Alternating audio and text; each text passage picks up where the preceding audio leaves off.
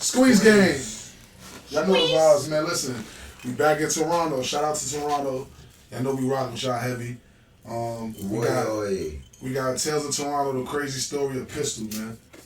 You know, we jumped. This just came out today. We on it. Yeah. We on it. I ain't gonna lie. I like the Tales of Toronto's the most. Like out of all the like the story joints, like all of like the little documentaries on niggas from their hoods and all that. I think the Tale of Toronto be having the best ones. Yeah, I'm jacking that. Shout out to my boy Skyboy too though, the UK. His joint second to them. But yeah, Tales of Toronto, they got it right now. They should like be on point and they joint be super gangster. You be like facing these shit. Nah, yeah, we facing boss. It's 420, man. Nigga said last time they what you talking? We facing these splits. It's 420. Happy 420. Nigga ain't trying to face that little blunt. I'm facing mine. Yeah, cause it's little. Pause. We rolling doinks over here. You hear me? Well, let's jump into the video, man. Tales of Toronto, crazy story of Pistol. It's part of Project Marvel, a cross-country organized crime bust. In all, 67 search warrants were executed. My boy Will just came home, y'all. Shout out Will. He just my boy WTG just did a little 7-piece. So look, he don't really know about Toronto like that. I'm pretty sure. I mean, Killer, you did a few of these with me or nah? Tales of Toronto? Yeah. Nah, see, alright. So look, Gang and them not really up on how Toronto give it up. See, if y'all think how I think, like how I used to think like Toronto just like cold. It's cold. Canada. It's Canada. It's cold. Ain't nothing. Ain't shit going. No, nigga, it's lit. Is it lit? No, it's lit, nigga. I can't go to the vacate. You could go anywhere to vacate, but nigga, it's lit. Nigga, don't think it's it's not. It's not what you. With a felony? I don't think so. I don't know. Nah, I don't think so. Probably gotta sneak over there. I don't know how that shit is. But you know, it's lit over there, like for real. Like probably worse than it's like New York. Like might be a little worse sometimes at points. You feel me? Like it goes down. Yeah, it goes down. You about to see firsthand. I mean, I don't know how much violence is in this one, but I'm pretty sure it is. I think he with the Driftwood. In a dozen jurisdictions. The people of Driftwood are alleged to have been involved in quite significant, serious criminal violent activity involving drugs and guns and other organized crime behaviors. When the investigation started, it was focused on 2 street-level gangs in Ontario.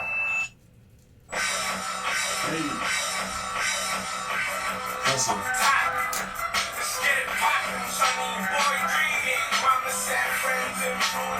You got Wasi, right? Wasi a gangster. I wish I could have did Wasi with me. Fuck Killers is interesting because they've got connections throughout Canada to every Cupid. They have The Young Buck Killers, aka YBK, was a Toronto-based criminal organization started by a group of teens in the north side of Jane and Finch from a block known as Up Top. During the early 2000s, Up Top was known to be a hotspot for drug activity and violent crimes. It seems YBK simply adapted to their environment as they were engaged primarily in the distribution and sale of narcotics and living in a community where drug use was rampant. They became successful enough to rent apartments and condos as safe houses for members to work out of and sleep in. The crew quickly gained notoriety within the streets of Toronto, with members even conducting operations within detention facilities. Within a few years, the number of members reached into the hundreds, with several scattered throughout Canada. Their operation grew so big, it caught the eye of Toronto police, who by the summer of 2011 would organize a mass raid on the crew, calling it Project Marvel.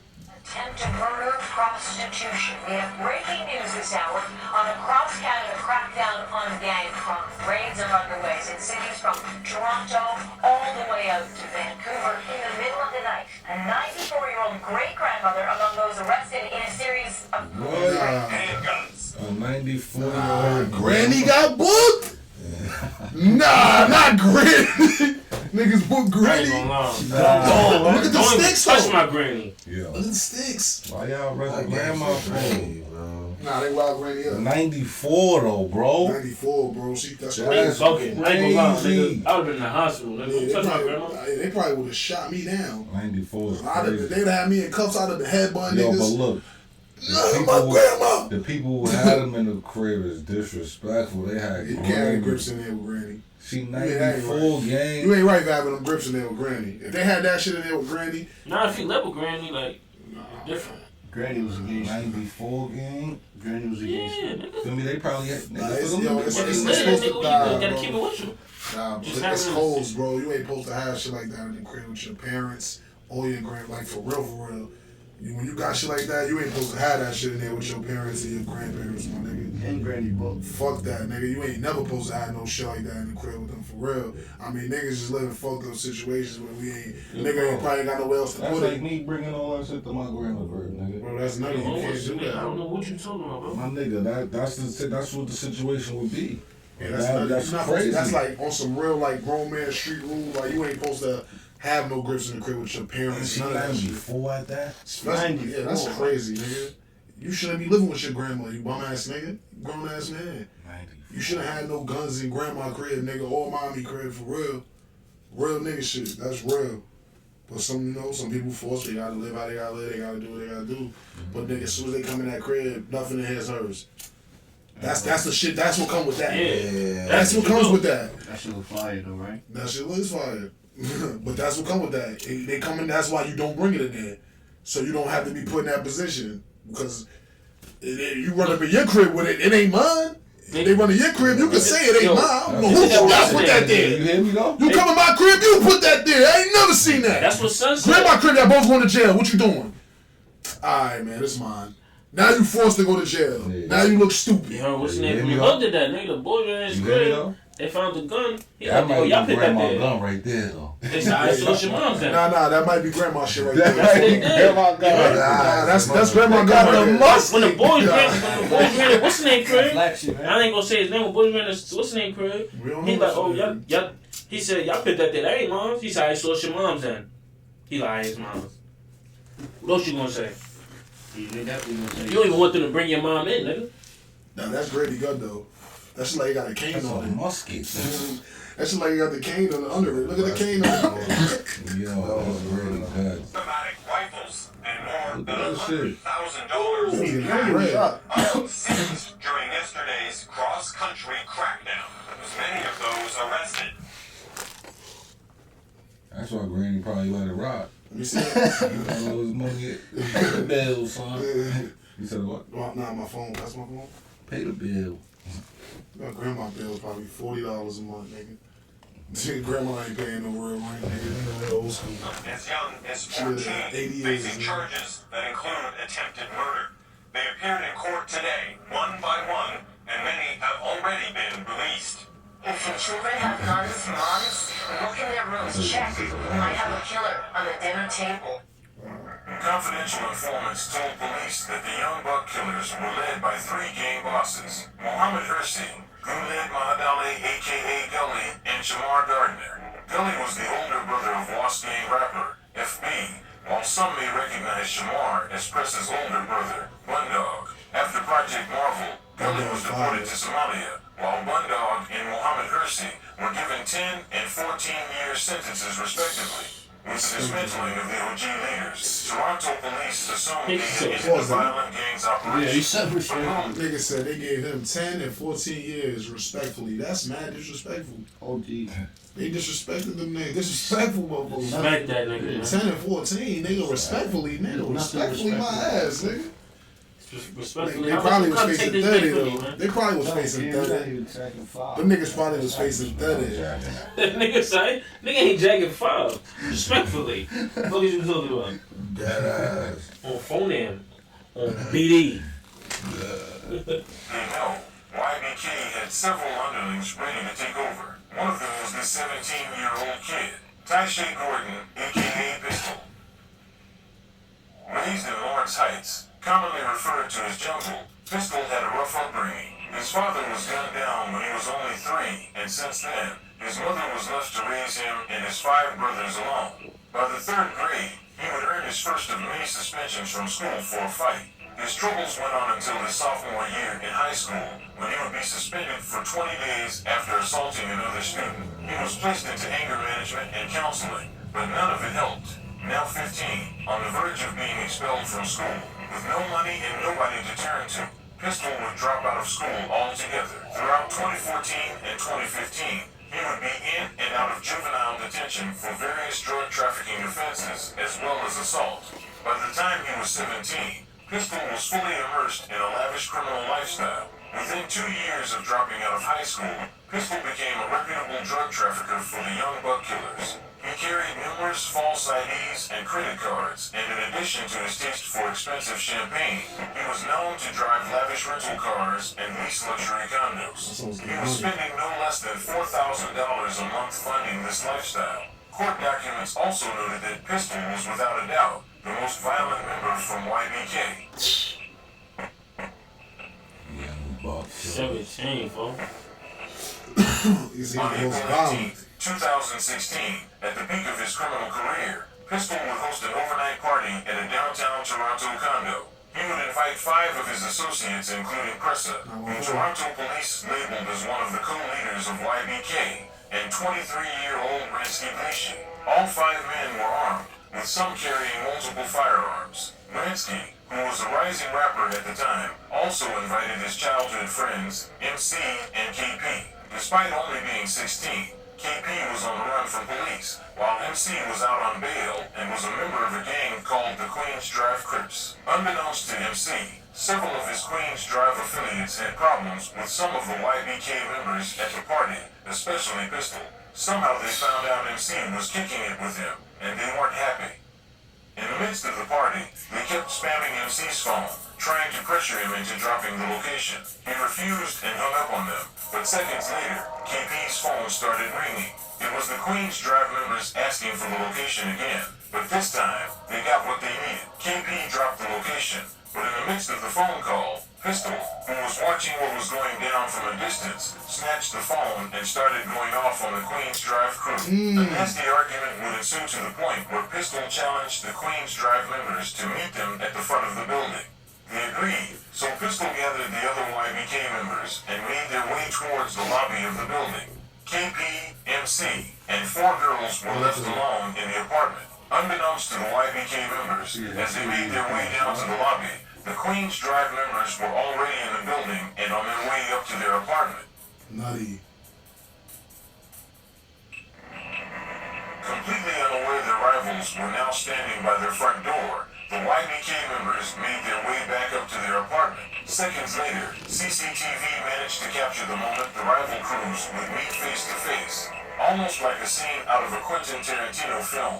As soon as both crews locked eyes, a gunfight would break out. CCTV captured Pistol and a YBK member running down the hallway towards the staircase in an attempt to escape, while a Queens Drive member runs towards the elevator aiming a gun inside the cab, which was occupied by Ransky and another YBK member. Ransky reacts defensively, while his partner cowers in the corner of the elevator. A handgun can be seen clearly in Ransky's hand as he dives for the floor, while the other man appears to be reaching for a weapon inside his coat, although the weapon itself is not seen. That nigga praying. Oh my god, oh my god, oh my god. But I thought all of them was strapped. They said all 5 of them was strapped. So That's pressing them? them, but look, nah, that's pressing them. Pressing them people. Pressing them other ones, they went, they got out the yeah, other they way. ran out, they went the other way. So the other niggas pulled up, started blinking. Other niggas they ran up, started blinking. Hold on. This nigga had the strap on him. Time out though, was it? Hold on, let me get to the. Cause y'all ain't even peep. They had went downstairs first. Yeah, they went downstairs, and them niggas already was on the other elevator. And went up to their door. They really got the low. Like Yeah. damn, the door, the They went to building. the- Like they went damn, upstairs, that's the yeah. low. I ain't gonna lie, damn. They should have killed son in the room. Niggas went to his doors. Nah, that's But look, they about to rile them other 2 niggas up. nah, cause the elevator closed. And the YBK member running down the hallway towards the staircase in an attempt to escape, while a Queens Drive member runs towards the elevator aiming a gun inside the cab, which was occupied by Ransky and another YBK member. Ransky reacts defensively, while his partner cowers in the corner of the elevator. A handgun can be seen clearly in Ransky's hand as he dives for the floor, while the other man appears to be reaching for a weapon inside his coat, although the weapon itself is not seen. Fortunately, nobody was hurt, as the door closes and both men escape the building unharmed. Pistol and the other YBK affiliates, including Pressa, who luckily was not in the same cab with the rest of his crew, managed to escape the building unharmed as well. He trying to pull it out of his coat pocket. I seen it. Damn. KP, MC, and the girls who were left in the apartment heard the entire thing unfold. Shortly after the shootout, they all left the building and hailed a taxi. But in the middle of the ride, KP and MC kicked the girls out and redirected the driver to the home of Ransky's mother, located in Swansea Mews. They would be met by an infuriated Pressa, Ransky, and the two other YBK affiliates shortly after. They began accusing MC and KP of setting them up by dropping the location of the party. They denied the accusations, but the YBK members had already made up their mind. Now this is when things get out of hand. According to official court documents, KP and MC were ambushed, tied up and strapped to a bed. MC noted Pressa began pistol whipping them, causing them to bleed extensively. The rest of the YBK members burned them with hot knives and forced them to commit sexual acts on one another. Bro, What? That's bad. bro, That's what bad. it is. Bad. bro. Nigga was burning Them them. niggas tortured them niggas and made them niggas suck each other's dick. He really violent. And recorded it. Yeah, kill Like me. blackmail. Kill Yeah. me. Don't what? Torturing them niggas, burning knives. Nigga, they burning the knives up and just put it on their skin. Man. Bro, that's nutty. Nigga, show you did what? I Bro, you was dropped the low. Them niggas on demon. That's why I fucking Pressa now. I ain't like Pressa at first. Yeah, he did. I didn't like Pressa. I'm riding with I Pressa. told him, nigga, oh, you Yeah, crazy? yeah. He's like, man, fuck that nigga, bro. You so Nah, you would it? nigga, yeah, he did it. I did something for him to just shoot me and make it over. Like, Just kill me, right? Them niggas would have been, nah, they just would have kept torturing. Torturing you for longer, probably. Yeah, you want to spit on niggas? Alright. Cut your tongue off, nigga. You Do ain't wild crazy shit, nigga. Them niggas like is, them cutting niggas is you with paper ruthless. cuts and then pouring alcohol on you and lemons is like Yeah, nigga, terrible. when you say about to get your ass, nigga, you better get a way to get your ass done, cause you already The done. entire ordeal was recorded. Shortly after the assault, Pistol arrived. He was even more furious than the rest of the crew and began calling the shots immediately. However, in the midst of the chaos, a police officer knocked on the front door. He was standing there with one of the girls at the party, who had seemed to be left behind. She was completely out of it and, according to the officer, had attempted to evade paying for a taxi. Pistol provided the officer with money to pay for the cab, and he went on his way, completely unaware of what was unfolding just steps away. Wow. Several hours would pass by, and most likely out of boredom, Pistol pointed a gun at the kidnapped duo and forced them to play Russian roulette on each other with a revolver. MC said that the gun clicked 5 times before there was a shot. Luckily, the bullet went straight past KP's head. However, Ransky wasn't happy. He was infuriated about there being a gun fired in his house and proceeded to tell the group they had to leave. MC and KP had their hands tied and were taken to a parking garage. As they were being moved, MC made an attempt to escape, but he wouldn't make it far. The kidnappers wrangled him up and stuffed him into the back seat of a getaway vehicle along with KP. They drove towards Pistol's block, Jungle, where the kidnapped duo were then taken to 2 different trap houses. While in the first trap, MC was beaten for nearly 3 hours. The assault was so brutal the group had to leave because a crackhead living there threatened to call the police. Shortly after they arrived, Pistol began making phone calls to the brother of MC, threatening to kill him if he wasn't paid a hefty bag. At first, he wanted $50,000, but Pistol settled for $10,000. Then his older brother arrived along with his friend. MC said the friend took a wooden dolphin off the wall and beat him with it until it broke. Pistol took a picture of the aftermath and sent that to MC's brother as well, which is also when he was informed of the recorded sexual assault. MC's brother would begin pulling strings to get the $10,000, but in the meantime, word had already got out that MC had been kidnapped. Pictures of him tied up would surface on social media and would eventually find its way to his mother, who instead of calling the police, got in her car and began driving around Queens Drive looking for her son. She saw Ransky walking down a street wearing MC's sweater, so she confronted him. Ransky flashed a gun in his pocket and told her MC deserved everything that happened to him. He then walked away. Wow. It would now be a total of 2 days since MC and KP have been seen, and their families would begin to worry especially MC's grandmother. She noticed her daughter and grandchildren pacing back and forth while checking their phones constantly. After begging them to tell her what was wrong, they eventually confessed. See what I mean? I told y'all this shit demon. Yo. These niggas on demon time, son. I'm not gonna lie. Nigga saw the nigga mom and said he got everything he deserved. And And up stick. And you got the nigga sweater on. Bum ass nigga. Man, listen. Hey, them niggas be doing the most out there. Niggas back on lockdown too. That MC had been kidnapped. Unlike his mother, MC's grandmother went straight to the police. Straight to the who then police. wiretapped the phones of his entire family. Through this procedure, Toronto police obtained an abundant amount of information into who was involved, and by listening into MC's brother's calls, they were also able to ascertain that Pistol was the ringleader of the entire ordeal. Investigators instructed MC's mother to negotiate with Pistol to have her son and KP released in exchange for $3,000. Pistol agreed and asked to meet at a gas station the next day, but unbeknownst to him, undercover officers would be waiting around the corner.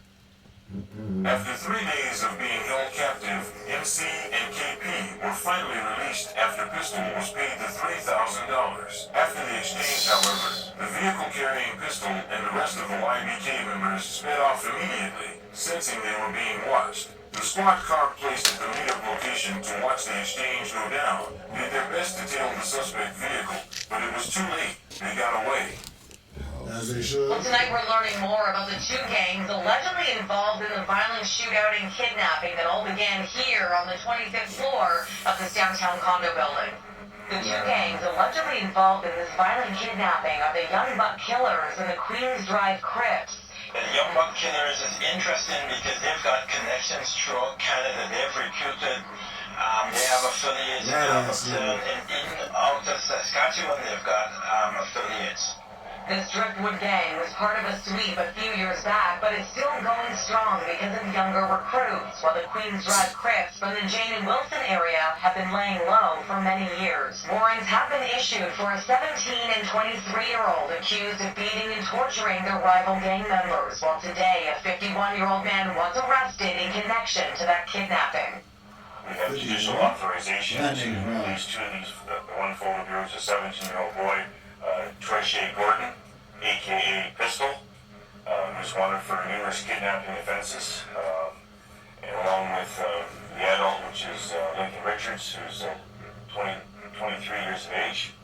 Just 2 days after losing the YBK members, Toronto police would have no choice but to release Canada-wide warrants for them. The faces of Ransky and Pistol were plastered all over the city, while on the same day of the news release, officers at 31 Division would receive tips suggesting Cressa was in the area of Jane and Finch. With the information provided, officers began surveying the area to find him. They spotted him congregating in the area, but Cressa spotted them as well. He took off and a brief foot chase ensued, but he wouldn't make it far. He was arrested and charged with a hefty list of offenses, including kidnapping.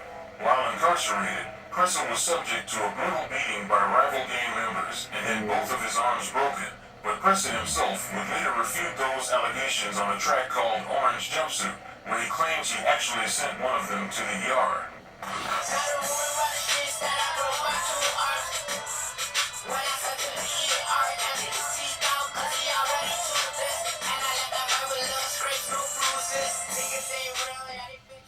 Oh man, they 2 lying. weeks after Cressa was captured, Nigga police broke had both received his arms. information indicating Pistol would be at a condo beside Fairview Mall. On May 4th, while the supporting material for a warrant was being prepared, several officers conducted surveillance of the exterior of the building. At approximately 8:07 p.m., he saw a male on the balcony of an apartment unit. He was smoking, singing, and pointing to a stack of money he had in one hand. Officers were able to confirm the man Flex it by was itself. so they called the emergency task force to assist in taking him down. At 9:15 p.m., Toronto police and the emergency task force forced open the apartment door, where they found the mastermind himself. Pistol was detained and removed from the apartment. When police officers searched the unit, they found an alarming amount of cash and drug paraphernalia. There was marijuana, around $2,000 worth of cocaine, and nearly $3,000 worth of fentanyl-laced heroin on the kitchen counter, along with digital scales, and small baggies. There was also around $2,000 in $20 bills. Pistol was subsequently arrested and charged with several drug trafficking offenses in addition to the kidnapping offenses.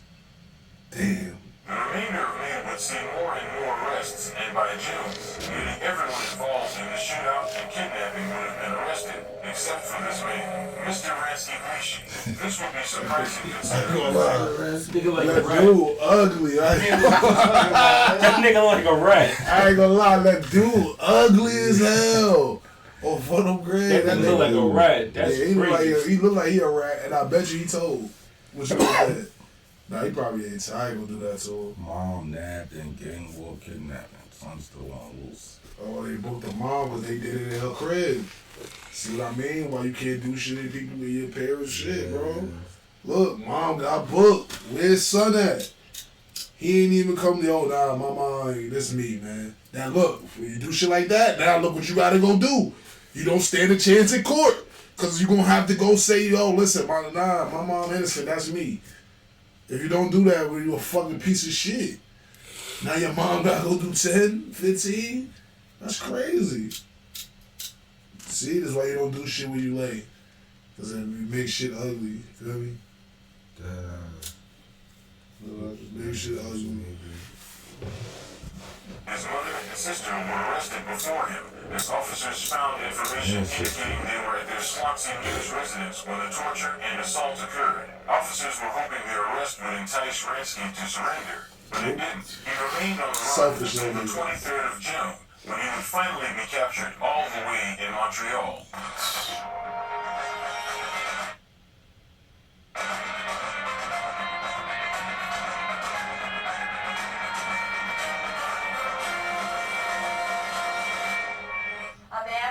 For a gang-related gunfight and kidnapping downtown is back in Toronto tonight after being arrested in Montreal. Lincoln Anthony Richards arrived on a flight at the Island Airport today. He was picked up during a traffic stop ugly though. over 2 weeks ago. The 23-year-old That nigga look like had been rich named baby by mother. Toronto police after a shootout in a downtown condo back in April. On Police say tweaking? it involved rival gangs. Following the You don't gunfight, give a fuck. teenage boys were kidnapped and tortured. Rich baby mother. With the arrest of Ransky, the final piece to the investigation was completed and trials could finally begin. First up was Pressa. He hired one of Toronto's most reputable lawyers, most prominent for handling YG's case. According to Pressa, he dropped $50K for his services, and it seemed to have paid off as he was released on bail by the beginning of the new year. He was even allowed to travel to Europe and tour with Drake on his Boy Meets World tour, which ultimately elevated his career to where it's at now. The rest of the gang weren't as lucky. They were stuck in pre-trial custody until the end of the year, and with the abundant amount of evidence provided, the judge wouldn't take long to come up with a verdict. He be really with the cuz, for real. Pressa. Yeah, All man. charges. Oh no. The sentence is 6 years. That nigga ugly as hell. He was released this year. Oh, look, ugly dude. Gonna see this. Oh, them little niggas ain't tell though. 9 years. Yeah. That ain't bad. He went crazy. Squeeze game, like, comment, subscribe. Yeah, all that. We out there. Vibes. I know what to do though. We off this.